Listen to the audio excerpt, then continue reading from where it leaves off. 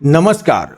1 फरवरी 2026 वृषभ राशि वालों के लिए बहुत कुछ प्राप्त होने वाला है। जी हाँ, 1 तारीख को है माघ पूर्णिमा और इस दिन से वृषभ राशि वाले यानी कि टोरस राशि वालों के लिए बहुत अच्छे ग्रह नक्षत्र आने वाले हैं, जो कि वैवाहिक जीवन हो या आपका व्यापार हो या नौकरी में बहुत कुछ अब आपको प्राप्त करवाने वाले हैं। जी हाँ मित्रों, अभी क्या है, कुछ समय से मैं कह सकता हूं नवंबर से शुक्र ग्रह अस्त होकर चल रहे थे और शुक्र का अस्त होना कहीं ना कहीं वैवाहिक जीवन, व्यापार और नौकरी में समस्याओं को खड़ी करते हैं। जब भी शुक्र देव अस्त हो जाते हैं तो वैवाहिक, नौकरी और जो है व्यापार में व्यापार की कंडीशन से हानि होने लगती है। अब वही ग्रह शुक्र देव 1 फरवरी 2026 को उच्च के होने जा रहे हैं, उदित होकर आ रहे हैं, तो निश्चित तौर से वृषभ राशि वालों के जीवन में बहुत कुछ बदलाव होने के संकेत मिलते हुए दिखाई दे रहे हैं। तो दोस्तों आइए जानते हैं कि 1 फरवरी 2026 से वृषभ राशि यानी कि टोरस राशि वालों के लिए क्या क्या उपलब्धियां मिलने वाली है। जीवन कैसा रहेगा, वैवाहिक जीवन कैसा रहेगा, लव लाइफ या आपका कोई पार्टनर है उसके साथ में आपके संबंध कैसे रहेंगे, व्यापार और नौकरी में कितनी आपको तरक्की मिलती हुई दिखाई दे रहा है। इन सभी विषयों पर हम बात करेंगे और एक एक कर आपको सभी ग्रहों के बारे में बताने की कोशिश करेंगे। तो इससे पहले मैं अपना इंट्रोडक्शन दे दूं। मैं हूं पंडित आर के पाठक और आप देख रहे हैं अपना ही यूट्यूब चैनल आलिस बैल राशिफल। मित्रों, शुक्रदेव वृषभ राशि के स्वराशि हैं, मतलब इनके स्वामी हैं और तुला राशि के स्वामी हैं और इन्हें धन का देवता कहा गया है। जब भी कोई भी कुंडली में शुक्र अस्त हो जाते हैं तो निश्चित तौर से आपके जीवन में फाइनेंस की बहुत सारी परेशानियां खड़ी हो जाती हैं या आपके साथ भी होगा।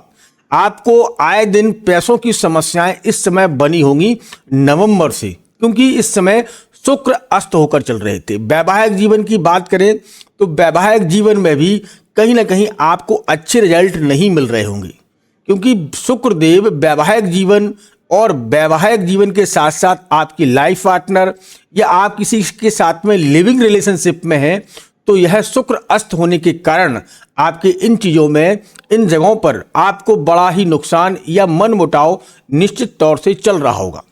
जी हाँ, अब ये जानते हैं कि शुक्र देव इस समय क्या है और क्या करने वाले हैं। देखिए, 1 फरवरी 2026 माघ पूर्णिमा के दिन सूर्य के साथ में शुक्र, जो कि अभी अस्त होकर चल रहे थे, अब उदित होने वाले हैं।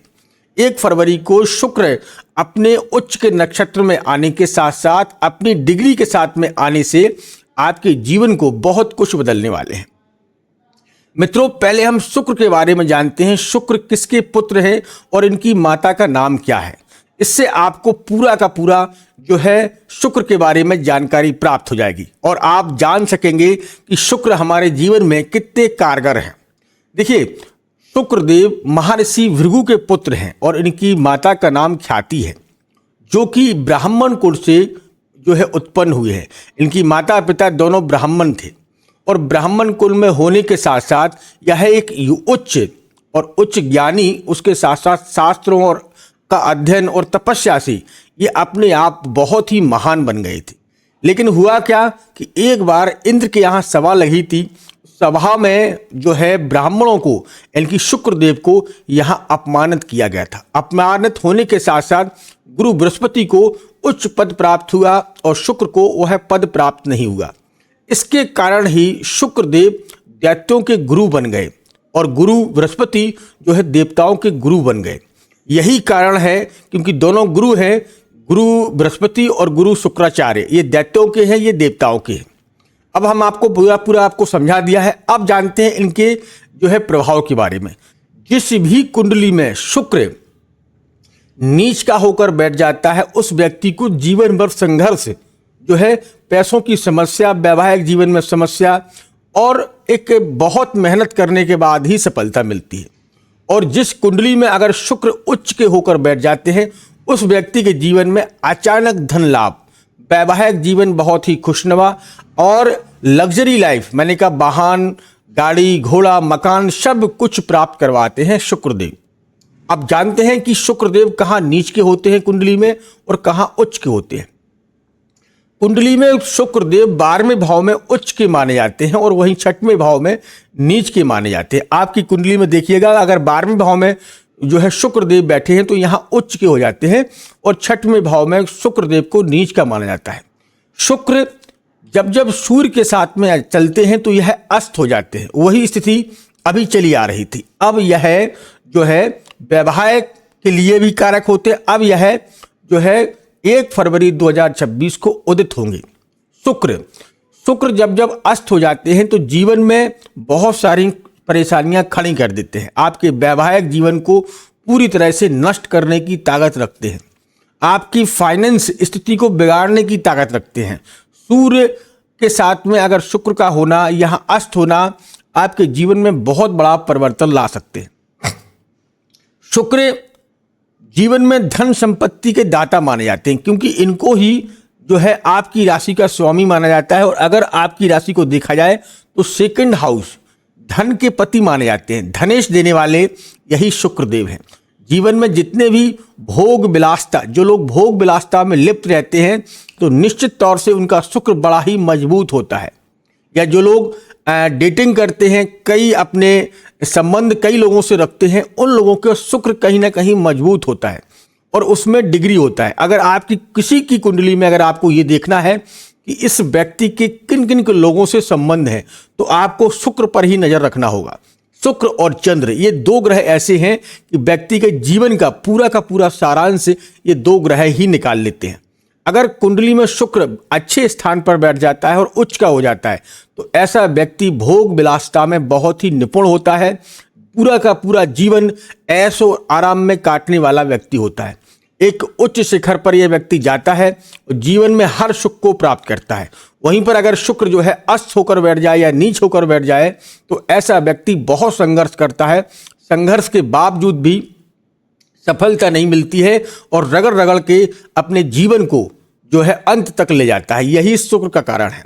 और शुक्र को वैवाहिक का कारक माना जाता है क्योंकि शुक्र जब अस्त हो जाते हैं तो आप देख लीजिएगा अपनी कुंडली में या किसी योग ब्राह्मण को आप अपनी कुंडली को दिखवाइएगा।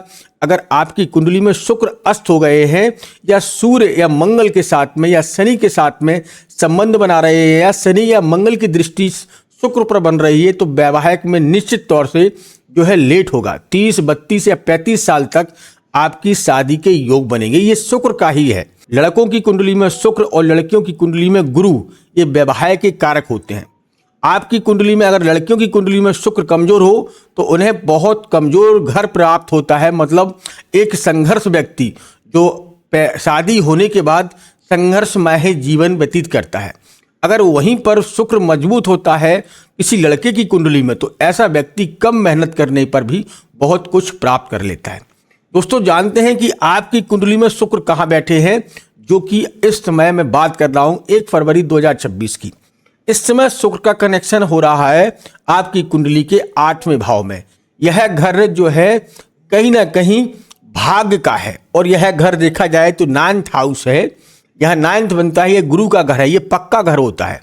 यह 9th हाउस में गुरु के घर में बैठने से शुक्र अति बलिवान हो जाते हैं और शुक्र के अच्छे प्रभाव आपको देखने को मिलेंगे।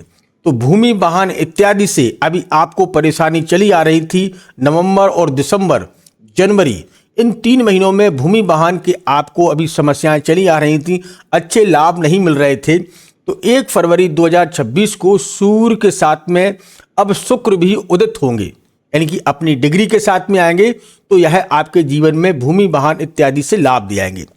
जिन लोगों की शादियों में काफी समय से देर चली आ रही थी, शादी नहीं हो रही थी, अब शुक्र के उदित होने पर 1 फरवरी 2026 माघ पूर्णिमा के दिन से शुक्र उदित हो जाएंगे।